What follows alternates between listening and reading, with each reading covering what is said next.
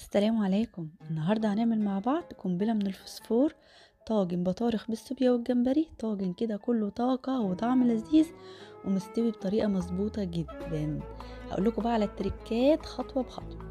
حضرت بقى كده طاسة فيها معلقة من الزبدة، معلقتين من الزيت، اسخنهم كويس جدا وهبدأ اشوح فيهم البطارخ بتاعتي بقى.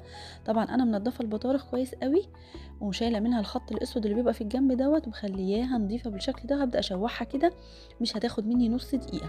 عايزة اللون يتغير، والتشويحة دي كمان بتخلي البطارخ ماسكة نفسها كده وما بتتهريش مني.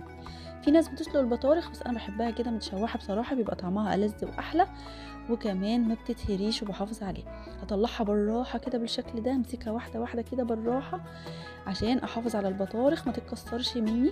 طبعا هو يفضل ان البطارخ تكون طازة، بس ده ما كانش متاح، فطبعا جبت البطارخ كانت مثلجة في الفريزر.